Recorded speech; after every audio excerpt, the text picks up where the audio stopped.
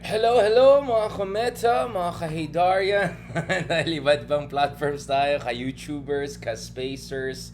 Yan. Thank you very much. Thank you for joining us. Soon siguro mga ka-thread.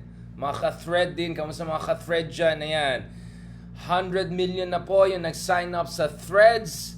Ito po yung katapat ng Twitter. Sorry, Elon Musk. So, mukhang Zuckerberg. Si Zucky is on a roll. So, observe pa natin ang mangyayari dyan sa threads. So, I'm not as active on threads. So far, I'm still sticking to dun sa mga standard ating mga platforms, no? YouTube, Meta, and Spacer. Siguro later check pa natin kung TikTok and threads and other things. May nakakailo na. Ang dami ng platforms. Maybe sometimes it's better to focus on what you got and make the most out of what you got, which is, of course, a topic that is very relevant for us today as we discuss itong trending ngayon over Twitter.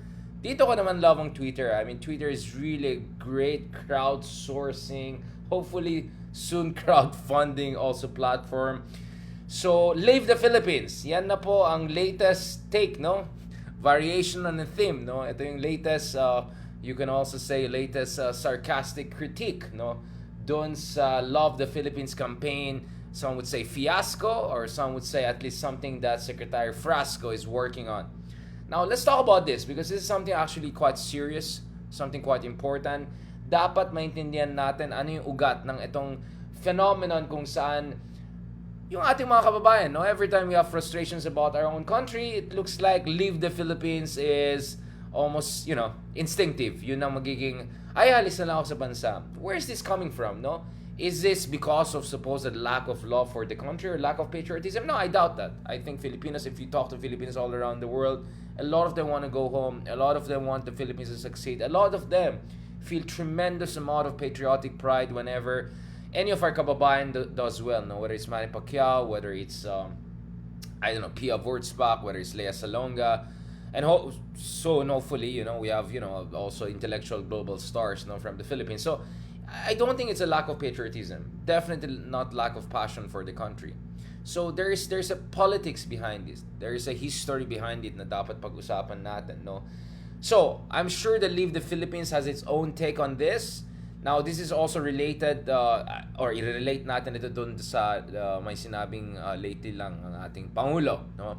Si Pangulong Ferdinand Marcos Jr., he just said recently something about how the Philippines is the supposed victim of its own success. Ayon sa kanya, ito. Ayon sa kanya, pag nag-abroad daw siya, parating na sinasabi, we love to have Filipino nurses because, or Filipino professionals because they're world class.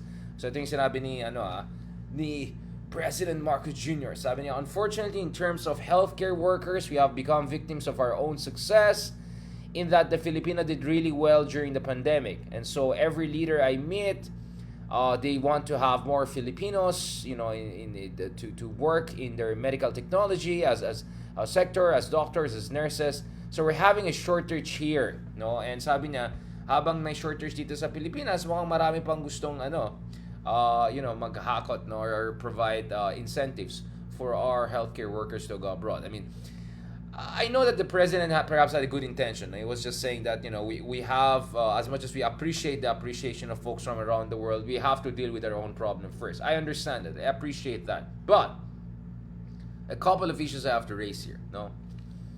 Unang-una, how can you say success when when millions of our ating kababayan have to leave their country, their loved ones, their communities, the whole life worlds that they build here in the Philippines, just for them to have a kind of a salary that it's beyond starvation salary. I mean, I'm talking about even professionals, Filipinos, no? People who, even, are doctors or are professors or are engineers, etc. Marami sa kanila nag-aalis, nagsisialisan. Because they just feel that compared to what they deserve, compared to what they work hard for, the kind of wages available is unreasonable. And more than that, given that the fact that more than a third of your income goes to taxes, marami dyan ay nag-iisip, napupunta ba sa tama itong mga binabayaran nilang buwis? Not to mention, of course, a lot of frustration about our state of politics, our state of economic inequality, among other things. So I'm not really sure you can use the word success when we're talking about the reality na marami sa ating mga kababayan na out of not really, I mean, most cases, let's be honest, they would rather stay in the Philippines. So it's really about the push factors as much as it's about the pull factors. Pull meaning what can they be offered abroad, but there's also the push factor what they're not being offered back at home. I mean, siguro yung mga nurses, for instance, sa Pilipinas, we saw numbers like in some private sectors, ang bayad sa kanila like minimum wage level 12,000, 15,000, 12, 20,000 a month. No, I mean, the folks in call center earn way better than that even when I was a student, no? 20,000 plus ang kinikita ng mga call center agents noon. When yung mga estudyante pa kami. Kasi may mga peers kami at mga colleagues kami na nagka-call center sa gabi para ma-afford nila yung college education nila, no? At makapag-save, etc. So, the push factor is big. Now, which brings me to the second issue. And this is where we have to talk about the OFW phenomenon. Kailan talaga nagsimula ito? Now, obviously, us Filipinos, as in many other countries, yes, having waves of migration out of our country is normal. In the same way that there were waves of migration inwards, no? Whether it was ito yung mga refugees from Vietnam, refugees from the Jewish refugees from Second World War, whether it's now refugees from Afghanistan, etc., or it's Arabs and Malays back in the day, it's the Españols back in the day, it's our Chinos, Sangli brothers and sisters back in the day. Yeah, but let's be honest about it. If you look at the numbers, what we understand today as the OFW phenomenon, overseas workers, Filipinos phenomenon, it actually started during Marcos Sr., another Ferdinand Marcos, right? So this idea of many Filipinos, this phenomenon of many Filipinos getting out of the country because they just feel they're not getting what would allow them to sustain a dignified life, what they really deserve based on their skills, their merit, their hard work. No? Tingnan mo naman, ang napakamahalang buhay sa Manila, third most expensive capital city in Southeast Asia. It's insane. Super mahal. Crazy. We're just behind, I think, Singapore and Bangkok. So, our per capita income is like less than one half of that of Malaysia, and yet mas mahalang buhay sa Manila kaysa Kuala Lumpur. I mean, it doesn't make sense. It's ridiculous, right? Extremely expensive dito sa Pilipinas, no? So we know there are reasons for that. The reasons for that is lack of regulation, mistaken privatization, oligarchs controlling the commanding heights of the economy, and then meron ka pang starvation wages, very low minimum wage, or even if the minimum wage in the Philippines is higher, the median income is way lower than at least half of ASEAN, right? So these are the push factors, no? But the question is, when did it start? When did it start? And if you look at it, it really started during the Ferdinand Marcos Sr. period. This is where the idea that the Marcos era was a golden era looks like a joke, because it is a joke. Because if you look at it, if things were so fine and dandy, bakit marami sa ating mga kabayan we're going abroad and working in very difficult conditions, very, very difficult conditions. Now, you don't want to believe me, let's look at, the academic articles, academic works. I mean, you can Google it on yourself. Or why not? Let's look at the technocrat, one of the top technocrats of Ferdinand Marcos Sr. himself, right? Gerardo Sicat, right? Gerard Sicat. Tingnan natin, yung sinabi siya mismo. So ito yun, these are Marcos era technocrats, right? They themselves, if you read their articles, they'll explain to you that this OFW phenomenon really started, guess what? During the Marcos Sr. period. So ito, now obviously, I'm not sure of how a former Marcos technocrat will be completely objective in explaining things, but at least there's a recognition of basic facts, no? So ayon kay Gerardo Sicat, Professor Sicat, one of the top economists of the Marcos Sr. era, the origin of OFW tracking, sometime in the mid-1970s, former Secretary of Labor Blas Ople was appraised of the crisis in the supply of seamen in the world's shipping industry. He proposed that the government undertake a more serious approach towards establishing a supply of Marines by training them in the country. Now, the next thing you know, simultaneously, there was also an explosion in the construction industry in the Middle East. No, so there was a sudden enrichment of many energy exporting countries. But have you noticed, we don't see a mass exodus, right? We don't see a mass exodus of, Thai, Vietnamese, or some other Southeast Asian countries in the Middle East. You see huge numbers of Filipinos, eventually up to 10 million Filipinos getting out of the country from the mid-1970s onwards. So if the economy was really fantastic during the time, I don't know how does this make sense, diba? So these are the things that we have to keep in mind. Now, this is interesting, no?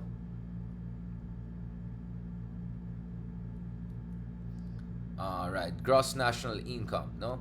So you can also see, this is a very interesting graph that Gerardo Sicat is posting. The difference between the gross national income and gross domestic product, because the gross domestic product literally talks about what the value of goods and services produced in the country. When you talk about gross national income, dito papasok na yung mga remittances natin, yung mga earnings natin abroad, etc. So, let's be honest, this is the thing. No? So, I saw a while ago na may mga na-comments, well, dapat masaya tayo na we have all of these Filipinos who are abroad, internationally, getting the best practices, getting the best training, etc. Okay, yeah, I completely agree with that. And I'm very happy for a lot of our kababayan who have gone abroad, who have built lives, have been successful, who have made us proud. Now, the question still is this. What are we doing to retain those who are still here, the best and brightest, right? What are we doing here in terms of making sure yung mga successful na Filipino abroad, they will invest more back in the Philippines, right? What are we doing here to make sure na yung mga professionals here, they're properly compensated, they're properly taken care of, they're properly incentivized, so they can give their best and they can be their best while also in the Philippines. And this is the thing. At para sa akin, guys, speaking of leave the Philippines, this is really where things are frustrating for me because there's two dimensions to it, right?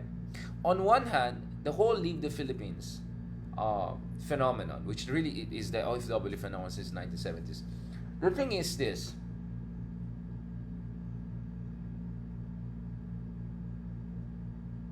So on one hand, a pernicious impact is that yung ating mga politiko, yung mga trapo, no? Na kurakot, palpak, sometimes combination of both, or worse, right? Tatay style. Yan mga yan, wala silang incentive na mag-level up dahil alam naman nila na no matter how palpak yung kanilang governance sa Pilipinas, no matter how fourth world the level of governance, marami dyan sa ating mga kabayan, they'll pursue options of moving to so-called second world or first world, right? Developed countries or more wealthy emerging market economies, right? Whether it's Malaysia or Hong Kong, emerging markets are more wealthy, or it's developed countries, whether it's Japan, United States, or Europe. So, one of the problems I have here is this.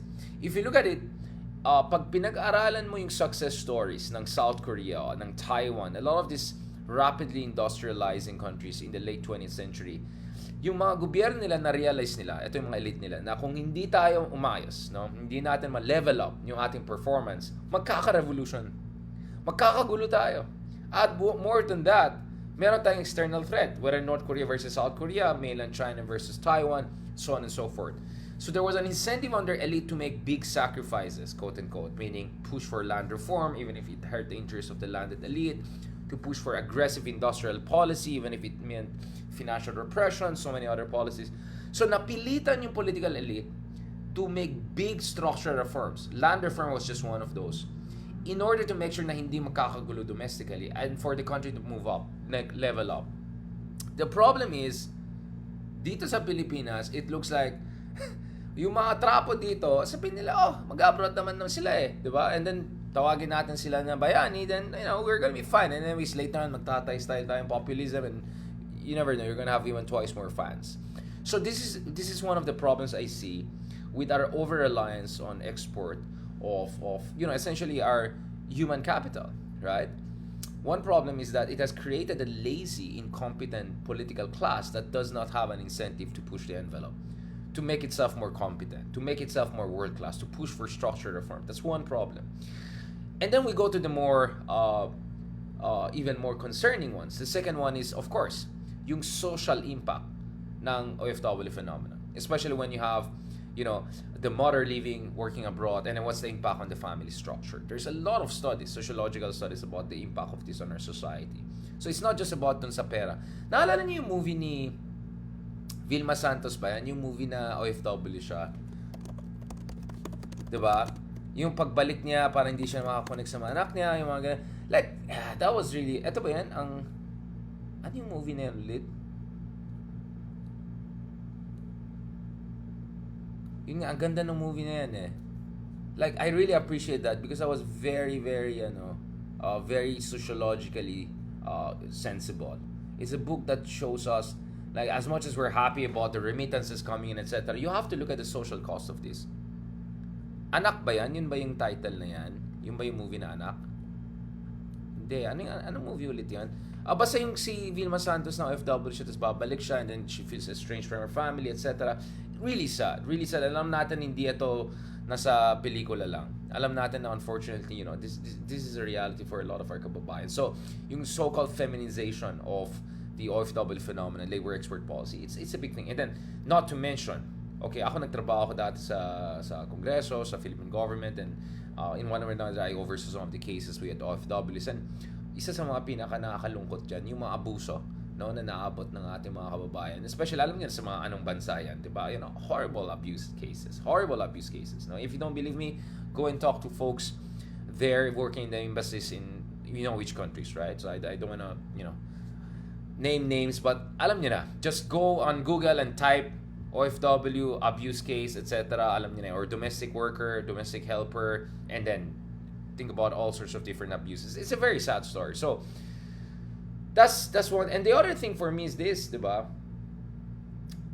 Nung nanalo si Bongbong Marcos last year, I remember very well, ang dami nagsabi na aalis na sila, mag-migrate na sila, etc. And of course, yung mga iba na may kaya, yung iba na may roots na abroad, let's say may golden residency visa, whatever, sa Spain or Portugal, dahil naka-$1 million investment sila doon, or may mga ethnic roots sila doon, or yung mga iba dyan na they could afford to move to New Zealand or Australia, or they have the kind of professional, they could meet the professional and financial threshold to migrate to Canada. Well, good for you guys. Fantastic. Good for you guys. But I hope folks also realize that there are many sa ating mga kabayan do not have the privilege of moving to those beautiful first world countries, right? And not to mention there are some of us who may have that privilege, but we'd rather not. We'd rather stick around and do our thing. So this is also, I find, again, I'm all for our right to choose where to be, where to go. I have nothing against you if you want to go abroad because you get where I'm coming from is this. Yung idea na parang every time things get tough in our country, sorry, napagod na. Every time things get tough in our country or we get frustrated in politics, instead of doubling down on our commitment for economic reform, for democratic reform, instead of going protesting on the streets, instead of investing in our country, politically, psychologically, emotionally, financially, career-wise, para at the back of your head is, alis na lang ako ng bansa. Alis na lang ako. Again, I am all for us going abroad if this is really your option. What I'm worried about is this tendency for us to leave the Philippines as a kind of an escapist, route, off-ramp, no, in order to avoid investing our energy, our lives, and our youth, our resources, our talents in really making the Philippines a better country. Because we can. And what I'm explaining to you, mga spacers, kay Metas, kay YouTubers, kay haters, is this because hindi lang naman tayong bansa na nagkaroon ng phenomena na umaalis ang bansa, yung mga kababayan natin to work abroad. But you see in a lot of other countries, there's a return. So a lot of Chinese went to America and studied in the United States, but a lot of them went back and now are working in Tencent and working in the top companies that are producing world-class, softwares that are rivaling those of the West, right? A lot of engineers, scientists trained in the US, Chinese physicists, they're back and now they're making China one of the most powerful countries out there, challenging the West and even superseding the West on many fronts. We also saw many Koreans, for instance, throughout the years who studied in the West are coming back to the country, building strong institutions. And more interestingly, I'm seeing that in Turkey, I'm seeing that in Thailand, I'm seeing that in Vietnam, to a certain degree, I'm seeing that also in Indonesia, in Vietnam. So I can go on and on with examples of many countries na katulad natin, na dati hindi ganun kay mayaman, na marami sa kanilang mga kababayan ay lumabas, nag-abroad, nag-aral sa ibang countries, pero bumabalik na sila at tinutulungan nila yung susunod na henerasyon para gumawa ng mga successful na startup companies.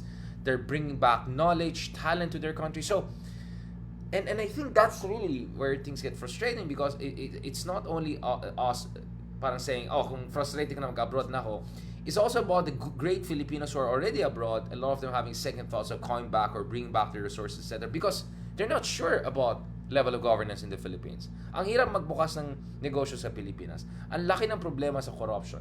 Ang laki ng problema sa infrastruktura. Ang daming sources of frustration. And, so nagiging cycle na lang siya. So that's why we have this very surreal situation whereby we Filipinos are known as one of the best out there in the world, right? Whichever industry, whether it's in the entertainment industry, it's a managerial industry, you go to the Middle East, you go to Europe, you see Filipinos, in charge. I mean, I feel super at the moment. I'd rather be in, let's say, in a hotel which is run by Filipinos, to be honest, because I know they're world class. I know I can trust them to do things in the best way possible. And as Bomo Marcos said a while ago, kung sino makakausap niya mga foreign leaders, nagmamakawa na please allow your nurses to come to our country because they're the best. But yun nga eh. When is it going to be the time whereby we can give what great people in the Philippines deserve, those who are already in the Philippines, and what can we provide in terms of incentives for the great Philippines who are abroad to come back to the Philippines, right? And at the same time, kailan tayo magkakaroon ng isang honest assessment ng what has been the cost, true cost, of decades after decades, starting in the mid-1970s, no, of this phenomenon whereby more and more of our ating mga kababayan have to leave the country because conditions are just too desperate. Look at the culture of dependency it creates. Look at the culture of laziness and complacency it creates for politicians, because politicians are saying, why should we create inclusive development? We're just going to rely on remittances, right? I mean, the Philippines is, I think, the only country, or among very few countries, that up to 10% of its GDP was out from remittances alone. I don't think India is the same level. Maybe Nepal, but I don't think India or even Bangladesh are at that level. So it's a very remittance dependent country. And that also explains the difference between GNI and GDP in the Philippines, gross national income versus gross domestic product, among other things. It's precisely because of this huge reliance on the sacrifices and difficulties of our kababayan who have to work abroad, contribute to nation building, United Arab Emirates, in Hong Kong, in Malaysia, in the United States. But yun nga eh, kailan naman dito sa Pilipinas? Or kailan natin mabalik yung itong mga kababayan natin na lumabas na bansa dito sa Pilipinas?